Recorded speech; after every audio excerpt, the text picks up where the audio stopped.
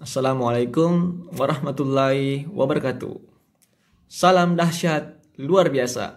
Oke, sekarang alhamdulillah kita kembali ketemu di video selanjutnya. Pertama-tama saya ucapkan selamat pagi, selamat siang, atau selamat malam. Ya, kesempatan ini. Pada video ini kami akan membahas tentang struktur atom. Ya, struktur atom ini materi kelas 10. Ya, di bagian bab 2 kalau di kurikulum SMA. Ya. Nah, apa-apa saja yang dipelajari di struktur atom, yaitu ada beberapa ya, cuman 5 subbab ya, yaitu tentang sejarah perkembangan teori atom. Nah, kedua notasi atom, ketiga isotop, isoton, isobar, dan isoelektron, keempat kelimpahan isotop, dan yang kelima tentang konfigurasi elektron. Nah, itulah yang akan kita bahas ke depan untuk video tentang struktur atom. Tapi untuk bagian ini, bagian pertama, part 1 atau part 1 itu akan membahas dua dulu ya, sejarah dan notasi atom. Untuk selanjutnya itu di part berikutnya. Nah, ya. Sebelum kita lanjut, silakan di klik ya tombol subscribe-nya ya, biar bisa berlangganan dan mendapatkan informasi tentang kimia dan hubungannya dengan kehidupan. Karena kedepannya banyak informasi tentang kehidupan yang berhubungan dengan kimia, insya Allah. Oke, pertama kita lanjut di slide berikutnya. Kita membahas pertama sejarah perkembangan teori atom. Nah, sebelum masuk ke teorinya, saya akan memperlihatkan atau menyampaikan dari mana sih asal mula kata atom itu. Ya, dari mana asalnya. Jadi asal dari kata atom itu pertama dikemukakan oleh Demokritus ya, seorang filsuf Yunani.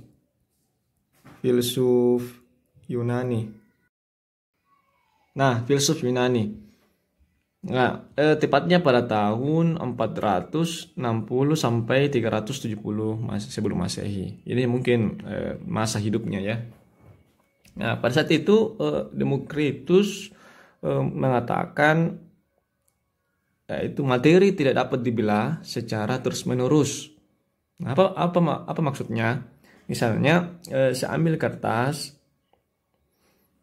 anggaplah ini kertas, ketika saya belah pasti akan menjadi setengahnya ya. Baru saya belah lagi akan menjadi setengahnya, saya belah lagi akan menjadi setengahnya, sebelah lagi akan jadi setengahnya, dan sebelah lagi terus sampai kecil. Katanya Demokritus, ketika kita belah terus ini materi, contohnya kertas, itu akan ada sampai titik tidak bisa lagi kita belah. Ada batasnya. Nah, itulah yang dinamakan atom.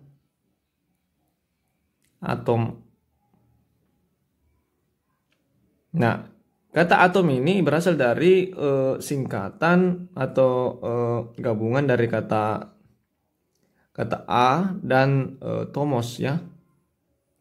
Tomos, A itu tidak, dan tomos terbagi-bagi. Nah, terbagi-bagi. Dari sinilah asalnya muncul gagasan kata atom. Tapi sekali lagi kita ketahui bahwa Demokritus sebagai filsuf Yunani, dia hanya berpikir dari hasil pikirannya, hasil imajinasinya, sehingga timbullah pemikiran seperti ini. Ya, jadi sekali lagi Demokritus dari hasil pikiran imajinatifnya mengungkapkan bahwa ada memang zat dan di dalam materi itu tidak bisa dibelah-belah. Ketika materi itu dibelah terus-menerus akan ada nanti batasnya. Itulah yang dimaksud dengan atom. Dari kata A tidak atomos terbagi-bagi, jadi tidak terbagi-bagi. Jadi atom itu adalah sesuatu yang tidak bisa dibagi-bagi lagi secara bahasa Yunani. Dari situlah asalnya dari kata atom. Nah, kemudian di slide berikutnya tentang teori atom Dalton. Ya, nanti pada tahun 1803 Masehi dibuktikan secara eksperimen oleh seorang ilmuwan fisikawan, John Dalton. Ya, jadi dia sudah memakai eksperimen, dan hasil eksperimennya dari hasil mencampur zat-zat kimia, membuat reaksi kimia, menghasilkan kesimpulan 4 postulat. Salah satunya itu adalah postulat pertama itu sini saya tulis di slide, mengatakan materi tersusun atas sejumlah partikel kecil yang tidak dapat dibagi lagi. Partikel itu disebut atom. Jadi Dalton mengingatkan kembali tentang perkataan Demokritus bahwa ada memang zat yang tidak bisa dibagi-bagi lagi di dalam suatu materi.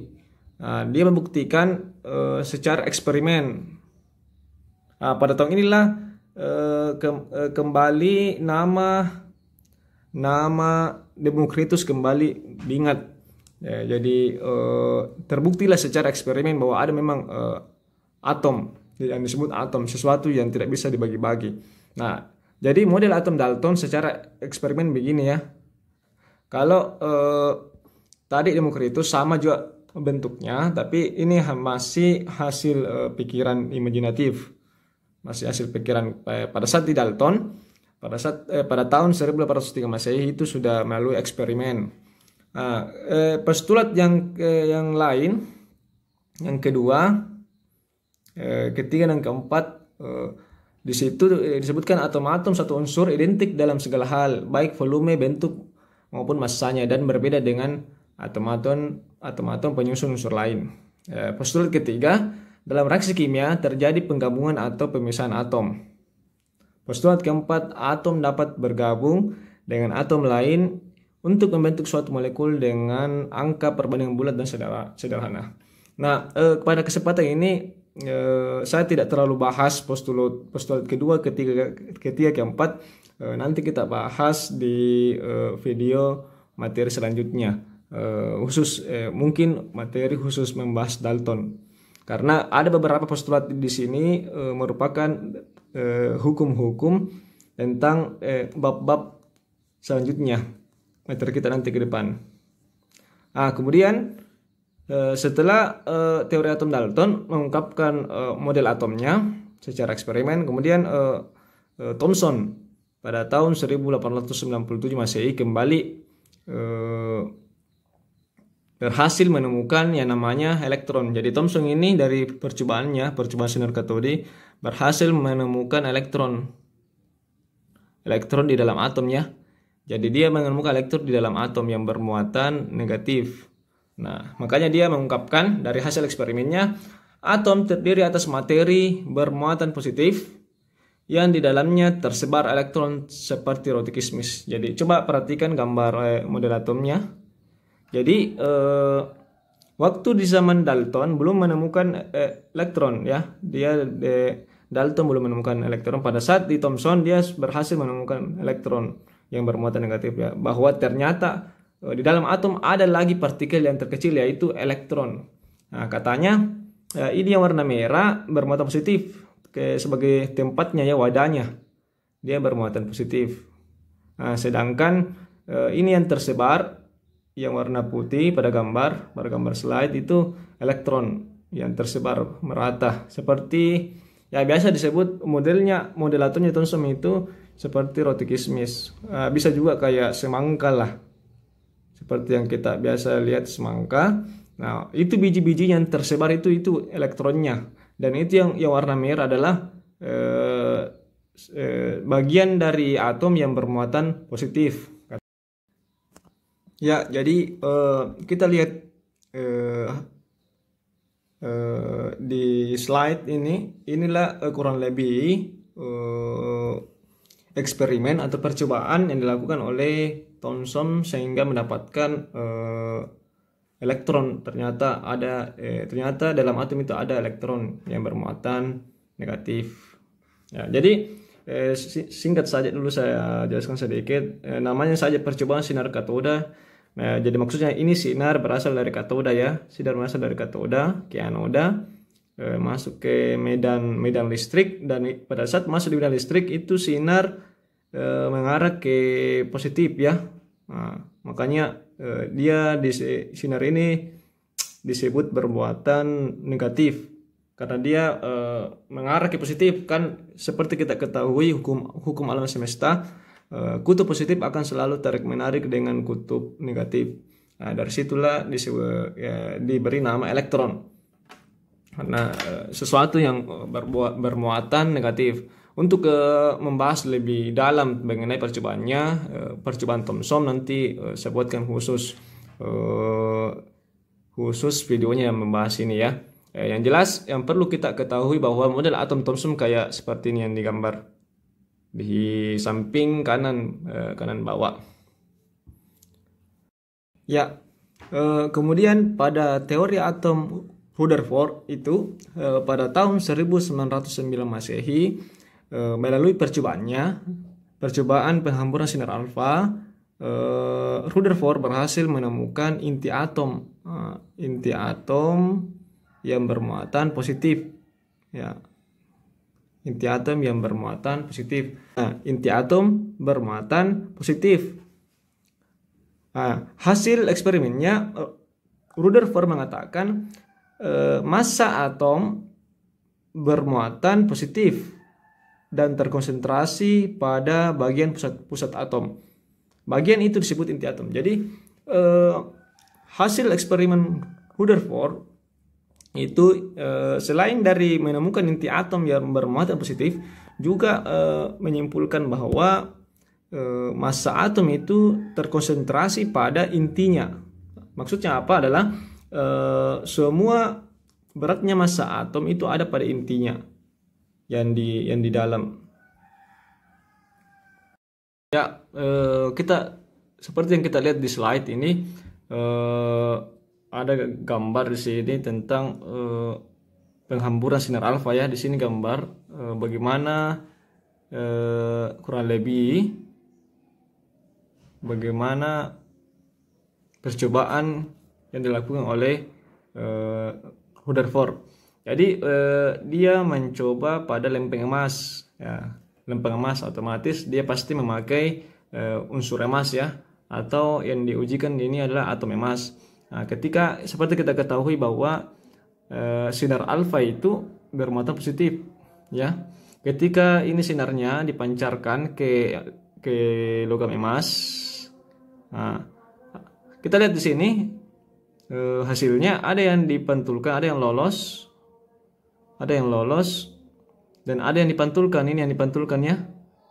Nah, kenapa ada yang dipantulkan? Karena sinar ini atau partikel alfa ini menumbuk inti atom yang bermuatan positif. Makanya dia terpantulkan. Ada yang sedikit tertabrak menyamping baru keluar. Nah, dari hasil percobaan inilah yang menyimpulkan Rutherford bahwa atom itu mengandung inti atom, ada intinya, dan sekaligus memperjelas bahwa massa atom itu terkonsentrasi pada intinya ya.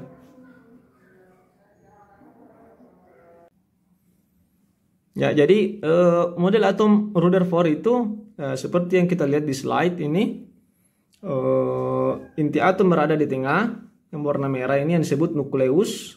Kemudian elektron mengelilingi inti atom.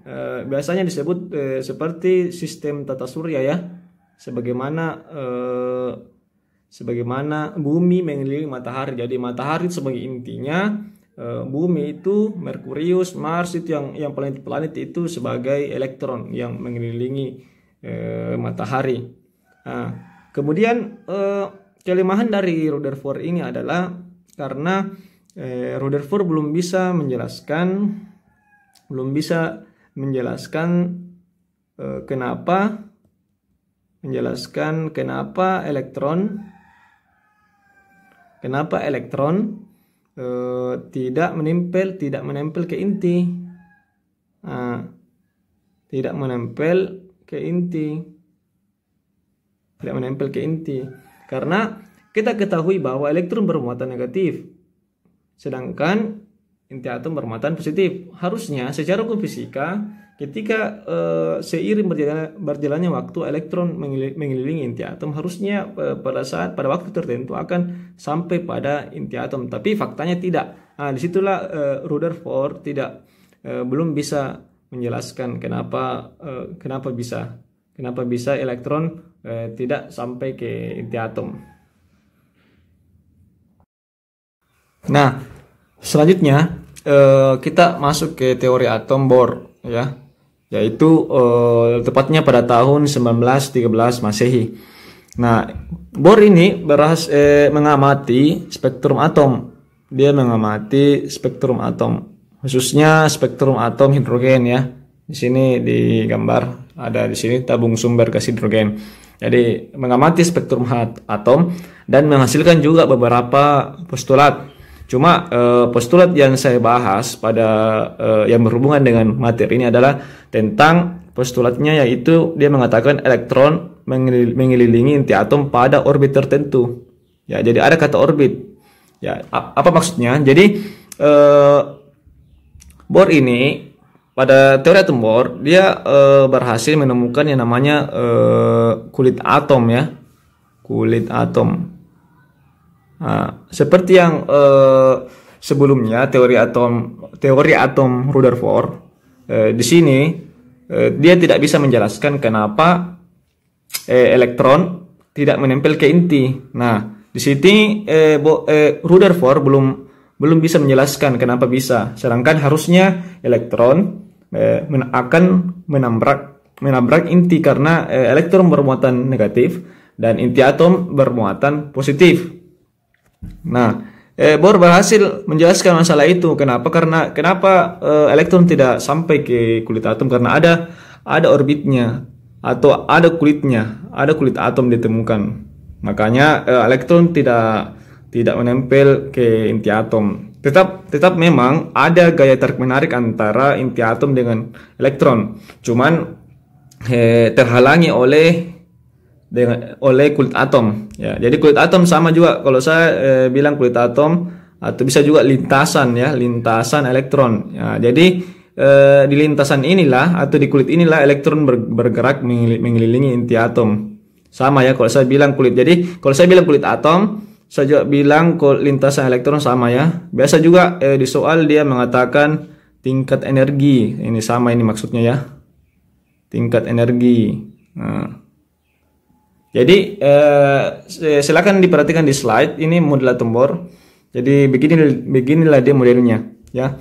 Ada inti atom di tengah, baru ada kulitnya. Di sini, ya, disinilah elektron bergerak mengelilingi inti atom.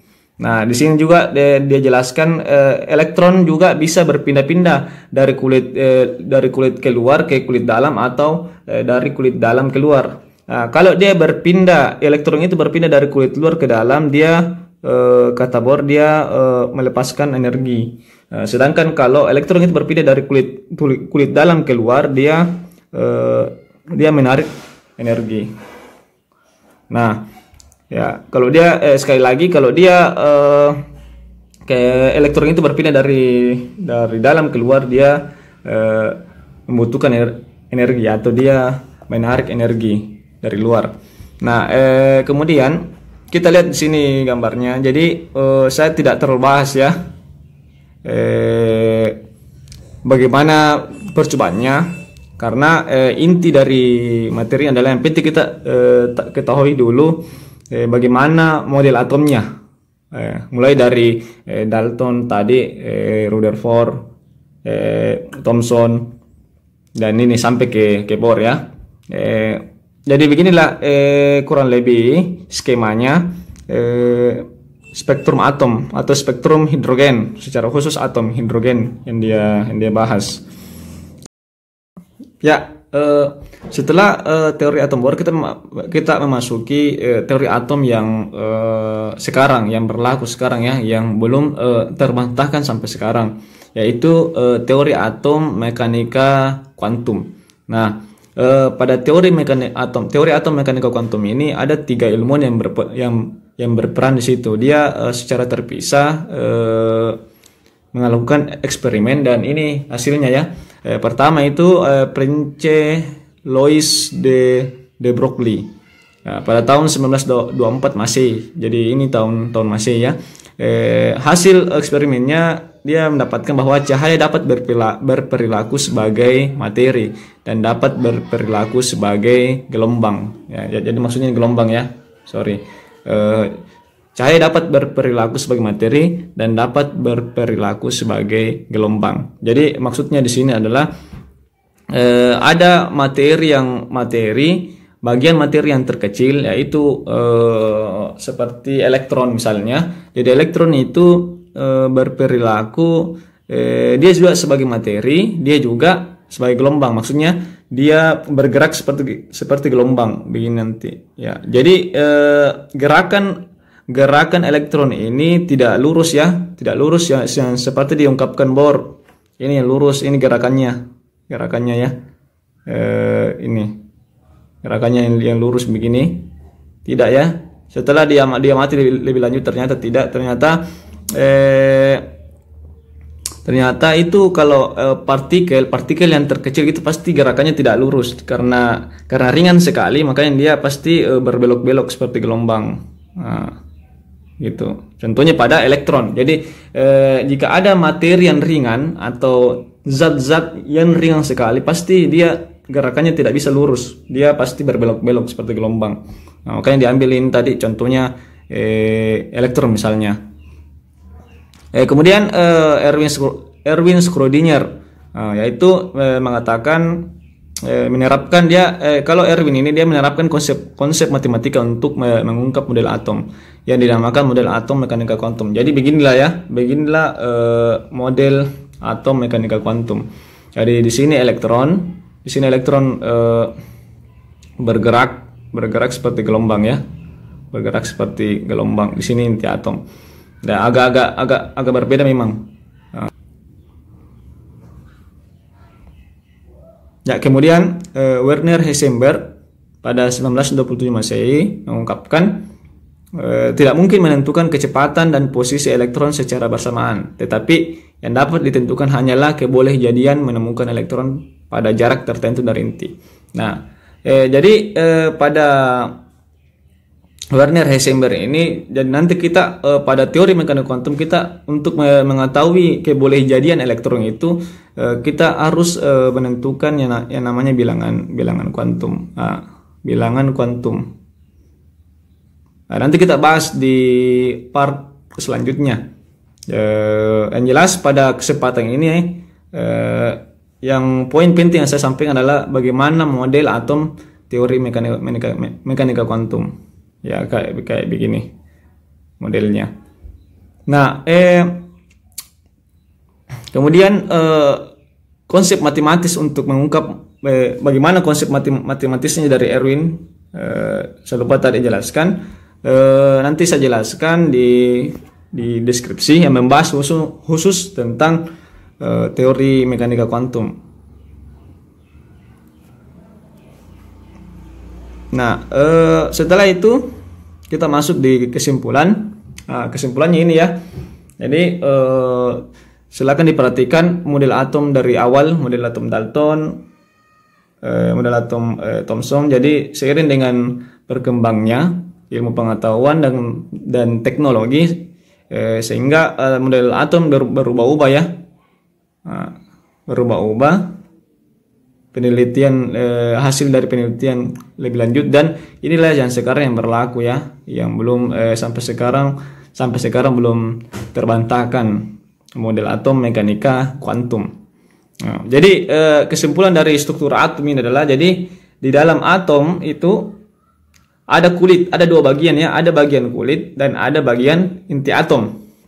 Nah, di kulit atom itu terdapat elektron yang bermuatan negatif. Jadi di kulit atom terdapat elektron bermuatan negatif.